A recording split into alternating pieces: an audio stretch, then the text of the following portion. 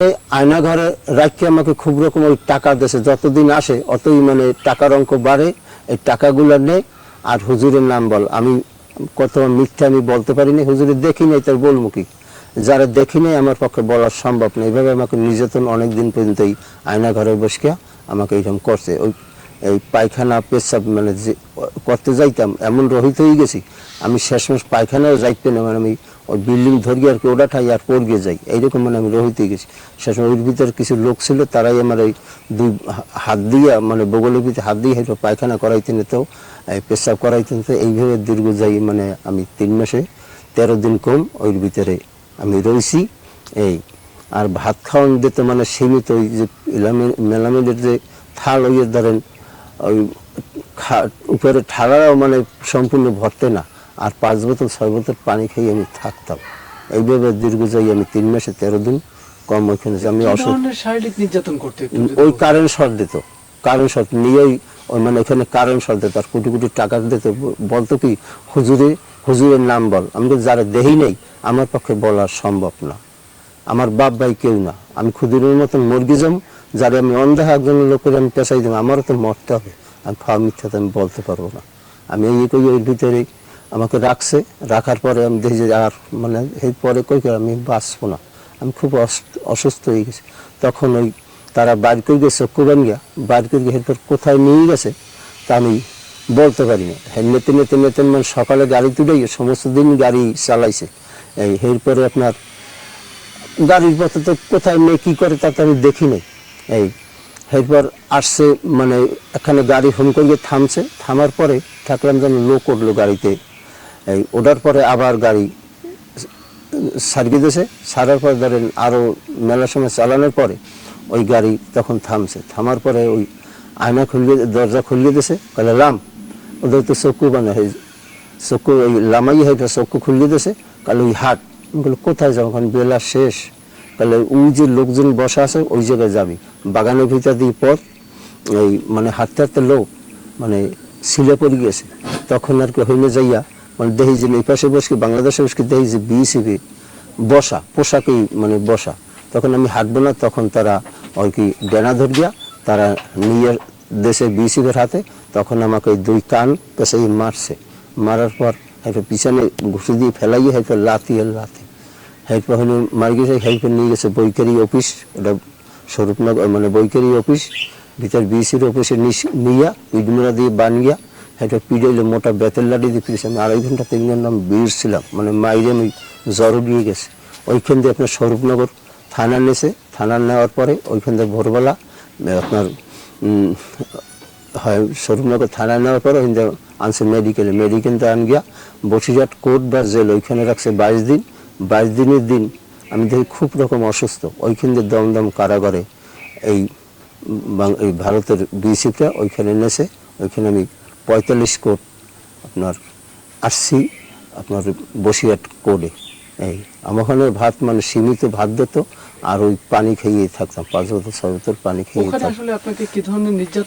নির্যাতন ও জায়গায় ভারতে ওখানে কিছু বলে নাই, মানে কি বলছে তা জানি না, মানে আমি বলছি বাংলা ভাষায় বলে আমার অনর্থক মারেন কেন, এই তারা হিন্দি ভাষায় কথা বলে আমি বলি বাংলা ভাষায়, মানে কেউ সাথে কোনো কেউ কথা কেউ বুঝি না বিধে আমাকে ওই সময় হিন্দুকে মারছে আপনার বৈকারি বটারে বসকে। এই আমার হাত এই দেখেন কতক্ষণ এই মাংস নাই, তারপরে ডাইন হাতে জয়েন্ট মানে আমার এই জয়েন্ট মানে আমি হাত দিয়ে কিছু ধরতে পারি না, আমি অসল হয়ে গেছি। আমি বড় বড় ঘর তুলতাম ও ফাঁকে, আমি আর কথা থয়ে গেছি, আমি একজন মুক্তিযোদ্ধা, আমি ট্রেনিং করতে আমি লতিফ তালুকদার আমার কমান্ডার, এই ফাঁকে মানে 9 মাস তো গন্ডগোল চলছে, আমি ফাঁকে কিন্তু আমার ওই ভুল হয়ে গেছে।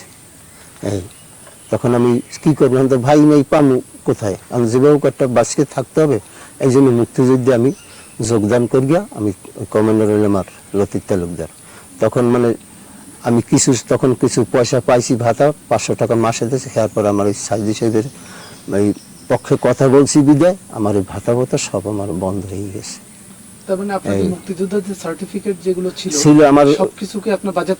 হ্যাঁ বাজারত আমজদ গাজী আর আপনার জয়ের সাথে হেরা কইসকেলে রেনুকর গিয়া দিমহানে এই কই আমার কাছে কাগজ আছে, নেওয়ার পরে 6 মাসের ভিতর কাগজ আর পাওয়া যায় না। এর ভিতরে যারাই কোনোদিন আপনার এই মুক্তিযুদ্ধের নামগন্ধ তারা ছিল না, মানে এই বিপক্ষ ছিল, তারাই এখন মুক্তিযুদ্ধে তারা ভাতা পাইতেছে এই অবস্থায়। এই যেমন মাহবুব আলম, সে একজন ভুয়া মুক্তিযোদ্ধা। এরকম মানে কয়জনের নাম বলবো, দীর্ঘ আমার এই জায়গায় 9 জন আছে ভুয়া মুক্তিযোদ্ধা। এই আর তখন তার বয়স কেমন ছিল? আচ্ছা, হ্যাঁ। আমার বড় ভাই নাম হলো বিশেব আলী, তার বয়স ছিল 1971 সালে 25 বছর, আমার বয়স ছিল তখন 22 বছর। এই ভাই মারা গেছে বাদী হয়ে, ধরেন যে হোক আমি কেস করব। এখানে বাদী হয়েছে মাহবুব আলম, সে কি স্বার্থে এখন হে জানে, আমরা শুনছি তার বাড়িতে বলে লুট করছে, 7.5 কেজি স্বর্ণ আনছে হুজুরে, আনার পরে আমার বাড়িতে এই ঢুকছে, ঢোকার পরে মানে আমার বাড়ি এই বিষয় এই করে তারা মিথ্যা মামলায় জড়িত করছে হুজুরে। যে আপনাকে আসলে মিথ্যা সাক্ষী দিতে আসলে সে আমাকে তার আসলে রাজনৈতিক পরিচয় এবং সে একজন আওয়ামী লীগ, সে আওয়ামী লীগ করো এখনো করে, সে এই অনুসারে সে মানে রাজনীতি নিয়ে সে আছে। কে অন্যদিকে এখানে ভাই মারা গেছে আমার, বাদী হমু আমি, এখানে বাদী হয়ে যাইয়া আপনার মাহবুব আলম, এই সে আওয়ামী লীগ করে, সে রাজনীতি নিয়ে এইভাবে সে আছে, কি কি করেন না করে এইটাই মানে সে খুঁজিয়ে বেড়ায়, এই পরিস্থিতি নিয়ে সে আছে। এই জন্য আমাকে খুব রকম মানে টর্চারিং করছে, তুমি এইরকম আমরা যা বলতে বলি এই যে তুমি বলবা। আমি বলি কেন বলতে চাও, আমি মন্দাহা, আমি হুজুরের দেখি নাই, আমি হুজুরের কানেও শুনি নাই, সাইদি সাহেব কোনখানে সে জড়িত নাই, ফাও আমি অনর্থক একজনের নামে আমি মিথ্যাটা বলতে যাব কেন? বড় ভাইয়ের নাম হলো বিশেব আলী। বিশেব আলী না, আমি কোনো মামলা আমি করি নাই। আমার এই যে কি কি করছে না করছে আমি আজ থেকে মামলা করি না, অন্ধা করবো কি, কে মারছে মিলিটারিতে, এই আমি মিলিটারির নামে আমি কেমন মামলা করবো, আমার পক্ষে সম্ভব না। আমি এমনি ক্ষুদ্র মানুষ, আমার ভাই মারা গেছে, তাতে আমি কোনো জায়গায় কোনো আমি কেস খামার করি নাই। আমরা একটু পিছন দিক থেকে আসছি। আমি দমদম কারাগারে নিয়ে রাখার পরে আমি বিশ্বের মানে বিভিন্ন রকম আমার 45 কোটি আমার বসিরহাট কোর্টে আসতে হয়েছে। আসার পরে মানে এই হুজুরের এই মানে সাইদি সাহেবের পক্ষ দিয়ে মানে আমার হেল্প করছে দেখি যে কোথায় কি মানে আমি বাইরে হতে পারি, এই জন্য তারা চেষ্টা সাধ্য করছে। এই শেষ মাস আমার ভাইপো আছে একজন, ওই জায়গায় আমার বাড়িঘর আছে, আমার ভাইপো ওই কথাটা জানার পরে আমার এই দেশে আমার ওই দমদম কারাগারে বসে আমি সংবাদ পাঠাইছি, এই বাংলাদেশে আমার ছেলে বা স্ত্রীর কাছে পাঠাইছি, তারা সংবাদ পাইয়া তারা গেছে ভারতে গিয়ে আমার ছোট শালী আর আমার ছেলে যাওয়ার পরে আমাদের গৌরমনগর বাড়ি আছে, ওইখানে গেছে, যাওয়ার পরে আমার ভাইপোর কাছে বলছে, ভাই এইরকম কিন্তু বাবা এই দেশে রাজনীতি অনুসারে আটকা পড়ছে মিথ্যা মামলায়, আমি কীভাবে তারা বাইর করা যায়, এখন তো অনেক দিন দীর্ঘ। তখন আমার তারা সংবাদ পেয়েছে, তখন বয়স জেলের বয়স তখন 3 বছর 3.5 বছর। তখন মানে আমার ভাইপো করতে কী কো, এই দেশে আমার জ্যাঠামণি জেলে আছে, তাহলে আমি কি করি দেশে?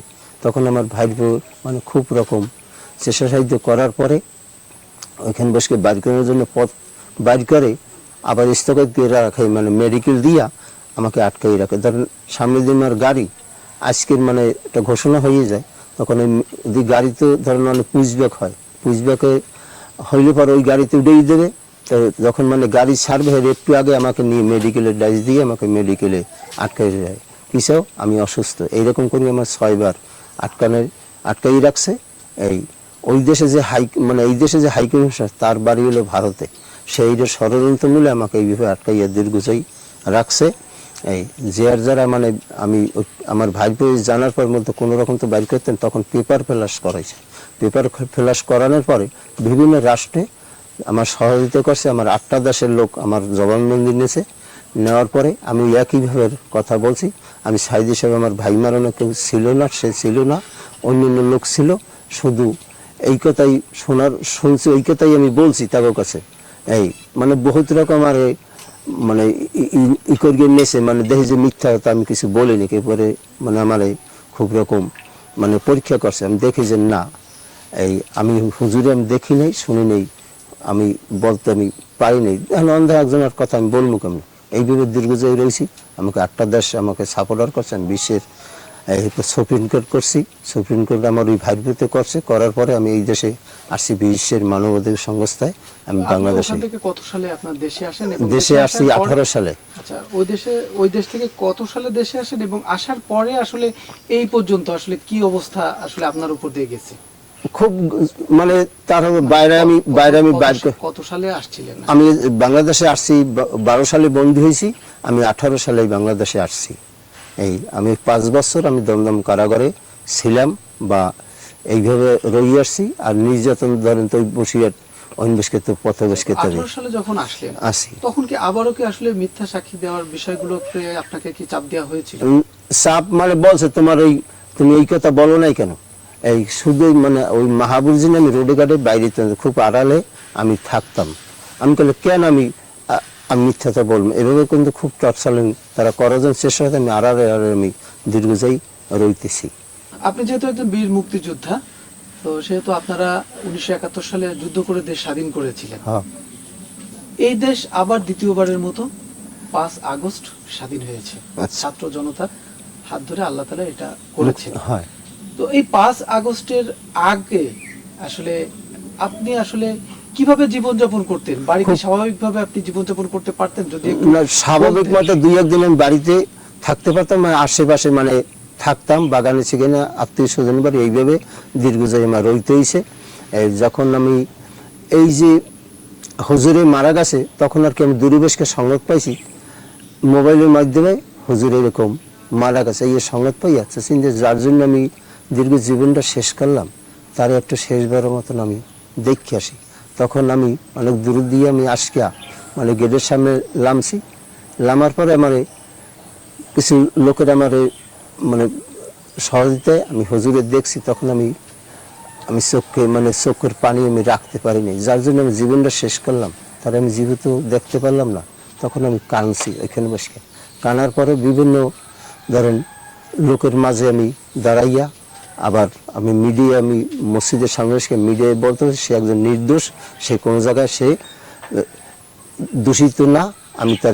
সে যখন এমপিতে ছিল তখন আমরা মায়ের কোলে আমরা বসবাস করছি, খুব শান্তিতে আমরা রয়েছি।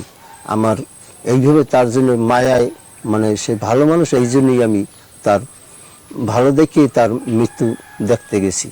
এই তারপর আসার পরে আমি এক রাত্রির জানাজা দিয়ে আসার পরে এক রাত্রির আমি বাড়ি ছিলাম। এরপর লোকের জন্য আমি থাকতে পারিনি, কেন ওই পিছনে যে কথাটা আমার ঢাকা ছিল, যার জন্য আমাকে বন্দি করে রাখছে, ওই কথাটা ওদিনকার বাস্ট হয়ে গেছে। মানে হুজুর একজন ভালো মানুষ, সেই কথার জানাজার বেশকে আমার কথা আমার মুখ একদম বাইরে হয়ে গেছে। তখন আর কি আমার উপর একটা টর্চারিংয়ের মতন মানে ঝড় আসছে। আমি এই জন্য বাগানে সিগারেট নিঃসঙ্গে আমি 35 প্যাকেট মশার কয়েল পুষি বাগানে সেখানে বসে, বুঝলেন, খাওয়া ছিল না, ঘুম ছিল না, এই বিষয়টা তার ভিতরে আমি ছিলাম।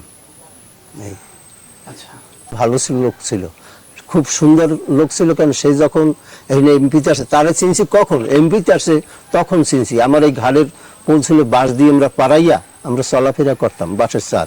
তখন সেই এনে আমার ঘরের দ্বারে শেষতলা স্কুল ওই সেন্টার, ওইখানে যখন আসে তখন আমরা রাস্তায় দাঁড়ানো, বলে কে কে আসে দেখি, দরজায় আমরা দাঁড়াই রয়েছি।